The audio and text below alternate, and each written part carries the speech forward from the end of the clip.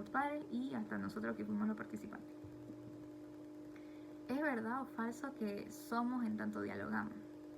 Muchas veces cuando uno se queda solo con sus ideas siente que está en lo correcto, pero al hablar con otros, al escuchar sus opiniones, uno se da cuenta de que hay otras formas de ver lo mismo y eso se tiene que cuestionar y avanzar. ¿Por qué? Porque no solamente tenemos que centrarnos en nuestra verdad, sino buscar cuál es la verdad de todo.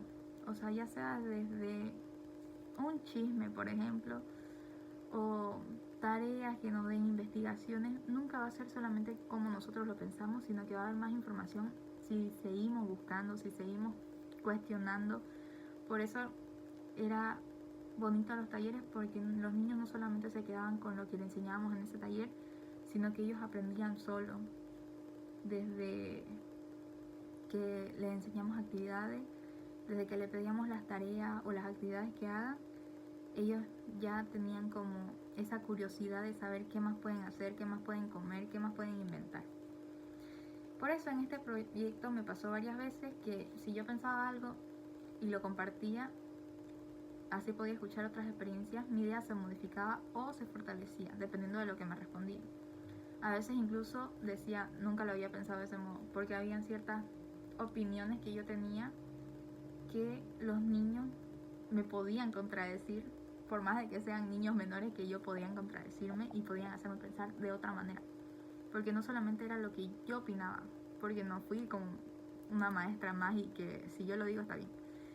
Entonces fuimos personas con más tacto y si nos equivocábamos en algo lo admitíamos y eso era lo bonito y eso era lo que nos hacía que nos unamos más. Así que gracias al diálogo tuvimos una herramienta poderosa para descubrirnos tanto a nosotros mismos como a los demás. Y por eso yo sí creo que somos tanto dialogamos, porque el diálogo nos da la posibilidad de verificar, de revisar y de transformar o cambiar lo que pensamos. ¿Cuál es el contexto en el que se hace el análisis? El análisis se hace dentro de un proyecto educativo que trabajamos con niños y adolescentes, como ya dije, de 10 a 14 años, al igual que con los padres y las personas que nos brindaron un lugar para hacer posible este taller, que era una fundación donde existían los niños venezolanos y bolivianos, era una mezcla. Este proyecto no solo trataba de enseñar sobre salud, sino de entender cómo viven los niños, cómo son sus familias, sus escuelas y su entorno social, y por eso nos dimos cuenta de que si nosotros les exigíamos un cambio a los niños, no se iba a poder realizar, porque el cambio no solamente dependía de ellos, sino de su entorno. El contexto es real, es algo que no pudimos inventar de la noche a la mañana, porque esto lo vimos en cada taller que hacíamos. Y también en las actividades que fuimos realizando, como por ejemplo en las encuestas o en la ruleta de buenos hábitos.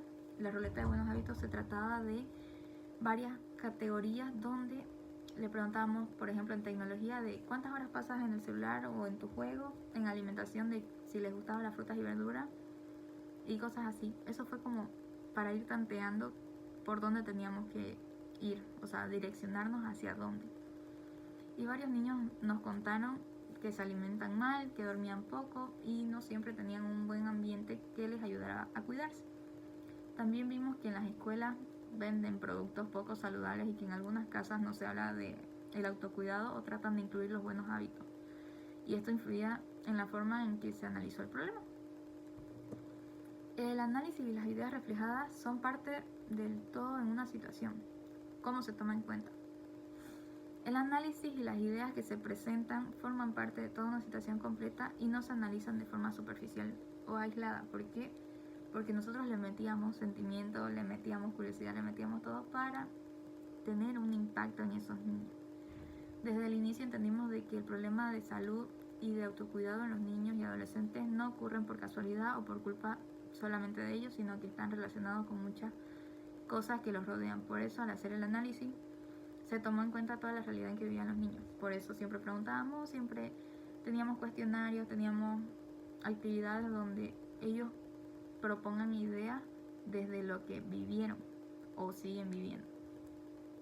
Por ejemplo, se observó que los malos hábitos como alimentarse mal, dormir poco o sentirse estresado no solo son decisiones individuales, sino que también dependen de su familia, de lo que aprenden en la escuela, de la cultura que los rodea y de las oportunidades que tienen o no tienen en su entorno.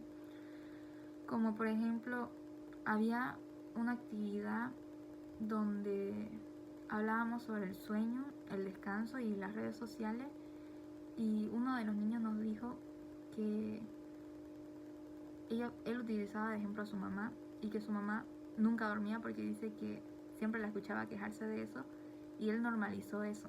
O sea, su madre decía, ay, no dormí anoche por estar limpiando, y ese niño empezó a creer que estaba bien no dormir porque su mamá lo tomó como, o sea, tomó de ejemplo a su mamá.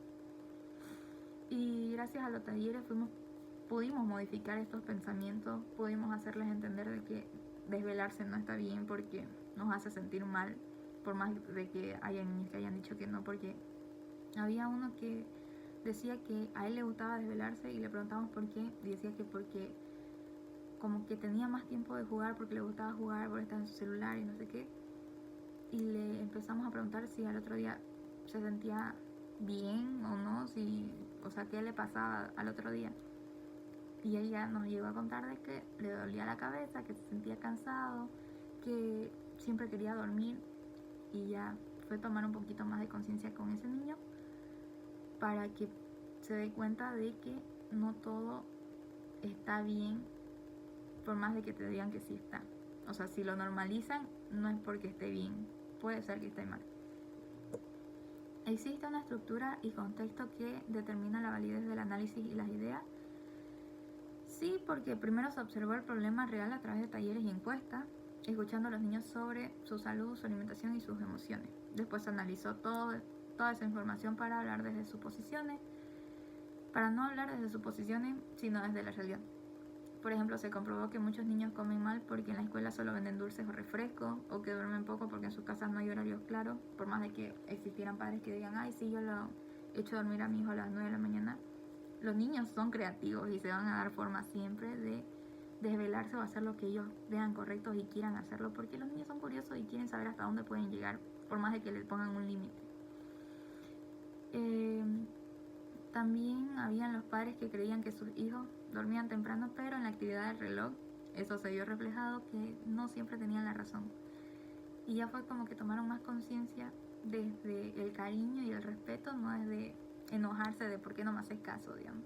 Y ese era el punto de la actividad, de que ellos vean de que por más que ellos sientan que tienen el control, no lo tienen, porque no tienen esa conciencia de hablar con sus hijos desde la confianza, desde el amor, desde el respeto, y decirle, o sea, el desvelarse no es respetarte a vos mismo, sino que te estás haciendo daño sin querer hacerte daño, porque no te estás dando cuenta que el desvelarte te afecta mucho, que el comer mal te afecta mucho, porque se empezó a normalizar desde que hubo más tecnología y todo eso, porque existían los famosos berrinches, como no sé si ya dije antes, pero que existían los famosos berrinches, y que las madres o los padres utilizaban sus celulares para calmarlos, o utilizaban comida para calmarlos, o habían niños con ansiedad por comer dulce.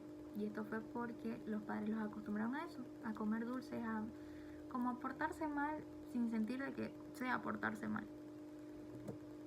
La época es evolutiva, las ideas cambian con el tiempo. Sí, obvio que es evolutiva, porque no todos nos quedamos estancados